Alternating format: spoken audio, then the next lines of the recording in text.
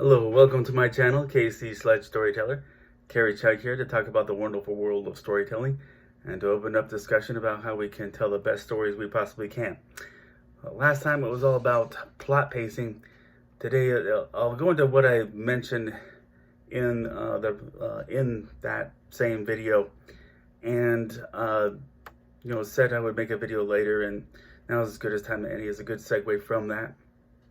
But it's about the two general comic book writing methods. We break them down into full script method and plot first. We also call that the Marvel method. Full script is basically what it sounds like. It's much the same thing as a movie screenplay, except you point out the breaks between the pages and the panels as you read samplings from various well-known authors or writers. You'll see different ways of making the labels. Some will have both a page and panel numbers above each panel description, like page 1, panel 1, then page 1, panel 2. Some will start off with the page number at the top, fully written out. Then below that, they'll say panel 1, panel 2, panel 3. I'm sure that there are all different ways of showing that, but maybe I'm a little too worried about conserving creative energy, but I've always preferred to minimize time spent on taking care of that detail. So I started with the page number at the top, and then each panel will be topped by the page number : panel number. When I first started doing it that way, I didn't see anybody else doing it, but thankfully nobody who proofread my scripts got confused, and eventually I did see others doing that, except mainly putting periods where I put the colons. But that does that mean that I'm all about full scripts? It's gotten complicated over time. More on that later. Plot first, on the other hand, it's become a method of many faces over the years. It's also called, the Marvel method because it started in the 50s with Marvel, at the time when the comic book industry had run thin due to all kinds of mitigating factors that made them less popular with the public. So Marvel had to invest most of their money into the artistic side of the creative process, notably with such massively talented artists Jack Kirby and Steve Ditko, which left the late time-adored Stan Lee to shoulder the vast bulk of the writing side of it. With all those titles, it was impossible for him to write full scripts, so he gave the artist of each title an outline of what the next story would be about. When the finished art came back to him, Stan would work on the dialogue, and from there it went to the letterer, then to be completed and, of course, colored. But over time, Stan, the hit artist, became so confident in how they were able to handle that part of it that a 30-second phone call got to be enough for the story to get outlined. So you could say at that point, Stan Lee had become the showrunner for the Marvel Comics universe, or producer. Now, I've never learned exactly when Marvel had enlarged its writing staff, but at some point it became the basis for how the stories were put together with all the writers they picked up. Now, let's compare merits between those two methods. The academic side of my writing development includes reading such things as Dennis O'Neill's DC Comics Guide to Writing Comics, Will Eisner's Comics and Sequential Art, Scott McCloud's Understanding Comics, and someday I will pick up more of that series of books. Then Comfort Love and Adam Withers' The Complete Guide to Self-Publishing Comics. There's plenty of writing advice in there along with publishing advice.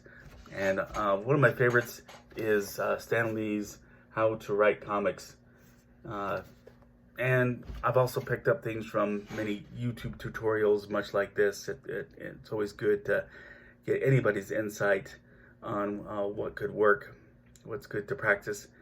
Now, the practical side of my development is where I've put everything I've talked about in all these videos, and I put that in developing my stories.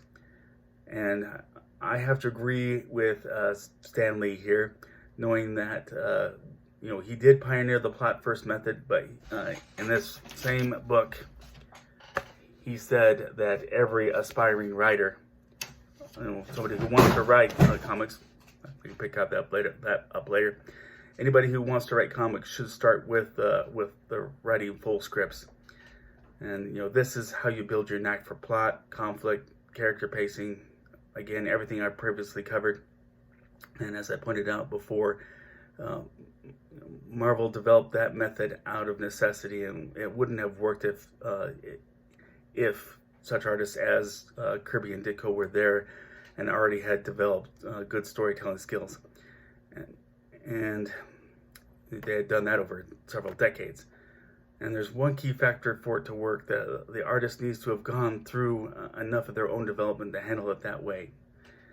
But a writer who sticks with the full script, it's all about they're controlling the pacing, or to go with if they want to go with the plot first, they want to trust the artist to make the pacing work.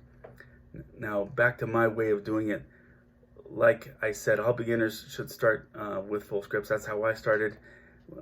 When I managed to land John Rawson as the artist for Sledge #1, he told me he wanted some license to modify where he felt he could enrich the story, and I don't regret giving him that license. You can't know just what will end up on the paper and work without being over that paper when it's time to draw. So it's hard to really anticipate completely what's going to work. Ideally, you meet with the artist before you put together the script or plot, and from there know what will work best for that story, that put those minds together. Now, since I've never been in any position to pay an artist to draw all my scripts right then and there, my current experiment is in the scripts I'm working on now is on the script I separate the script into pages but not panels, thereby giving the artist the creative freedom to decide how the scene descriptions and actions break into panels, while still, the important thing in there is I still want to feel the strength of my contribution. And so you can kind of put that in between, somewhere in between, probably weighing more heavily on the script side of it. But that's my insight into writing scripts and plot. If you like this video, please click like. If you like this channel, please click subscribe and share this channel with friends. And I hope we can get some discussion going. Agree, disagree, something I didn't mention, please comment below. I know we're all feeling cooped up over the current health situation. I too hope to see the light at the end of that tunnel ASAP. But again, let's be mindful of our habits, wash our hands, avoid touching our faces, keeping our distances in public, and stay indoors if we get sick. But that's all. Again, that's all for now, and hope everybody has a great day.